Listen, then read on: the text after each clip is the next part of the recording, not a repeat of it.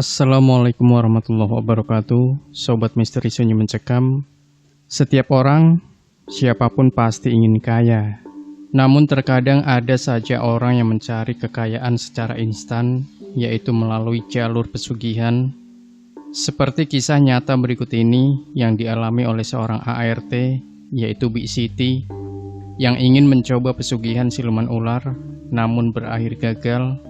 Bagaimanakah kisah selengkapnya? Langsung kita simak sebuah kisah nyata misteri yang berjudul Bik Siti gagal jalani ritual pesugihan siluman ular.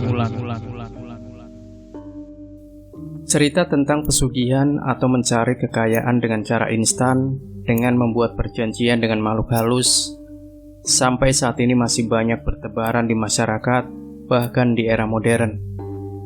Kali ini saya akan menceritakan pengalaman Bik Siti yang pernah mencoba melakukan ritual pesugihan tetapi gagal. Bik Siti sendiri adalah tetangga ibu kos yang sering membantu mencuci pakaian mahasiswa yang ngekos bersama saya. Cerita bermula dari anak-anak yang ngekos bareng saya ngadain acara bakar ayam. Bik Siti tentu saja tidak ketinggalan membantu. Sambil membantu seperti biasa, saling bercanda dan bercerita ngalor ngidul gak jelas, sampai akhirnya membahas soal pesugihan. Bik Siti yang dari awal ikut nimbrung, lalu mengatakan jangan pernah tergoda untuk melakukan pesugihan, karena Bibi sudah pernah mencoba. Anak-anak yang penasaran lalu mendengarkan Bik Siti bercerita.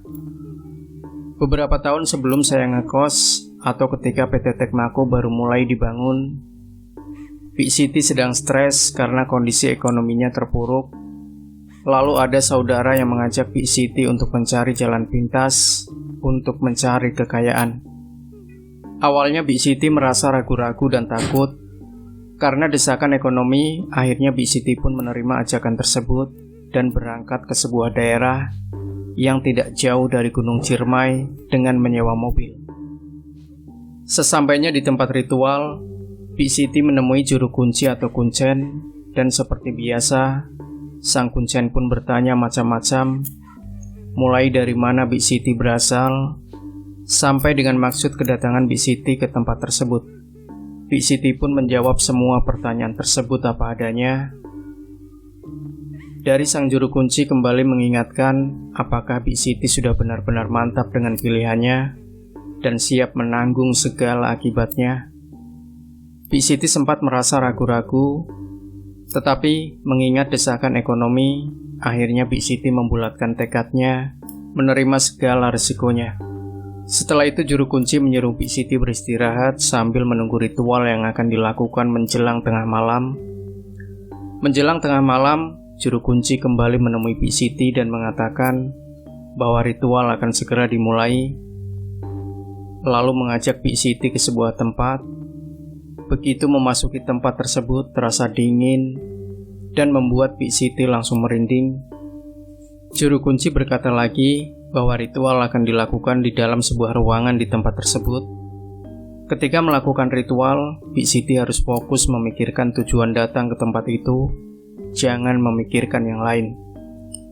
Nanti di ruangan tersebut bakalan ada yang datang menemui Bik Siti. Apapun wujudnya, Bik Siti harus berani menemuinya dan mengikuti semua perintah dan keinginannya.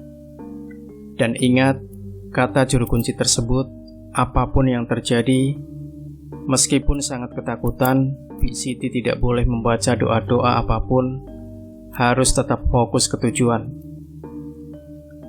Jadi terakhir kali sebelum masuk ke ruangan, juru kunci kembali memastikan apakah Bik Siti benar-benar sudah mantap. Kalau mau mundur, sebaiknya sekarang sebelum masuk ruangan. Bik Siti pun menjawab sudah mantap dan tidak akan mundur. Juru kunci lalu mengantar Bik Siti ke sebuah ruangan. Di depan pintu ruangan, sang kuncen berkata, "Masuklah ke dalam ruangan ini dan tunggulah di dalam sampai pagi hari, baru boleh keluar, dan ingat semua pesan-pesan yang tadi." Bik Siti lalu masuk ke ruangan tersebut. Begitu masuk, Bik Siti langsung merinding. Tetapi Bik Siti tidak jelas ruangan itu seperti apa, karena sangat gelap, dingin, dan sangat mencekam. Tidak henti-hentinya bulu kuduknya berdiri. Bik Siti pun pasrah meskipun sebenarnya sangat ketakutan. Tetapi teringat pesan sang juru kunci, Bik Siti tidak berani membaca doa karena takut gagal. Setelah menunggu sekian lama, tiba-tiba Bik Siti merasa ada yang datang dan mendekati Bik Siti. Bik Siti mencoba menajamkan penglihatannya agar bisa melihat sosok yang datang, tetapi tidak berhasil karena ruangan sangat gelap. Sedetik kemudian Bik Siti merasa ada yang lewat dan menyentuh tangannya. Rasanya kasar seperti sisik ular. Bik Siti semakin ketakutan, tetapi masih berusaha memberanikan diri menunggu di ruangan tersebut. Lalu sosok tersebut seperti menghilang. Bik Siti kembali hanya diam menunggu. Tak lama kemudian Bik Siti merasa ada sesuatu yang mendekatinya. Makin dekat dapat dirasakan kalau makhluk tersebut berbentuk ular yang sangat besar dan mengitari tubuhnya.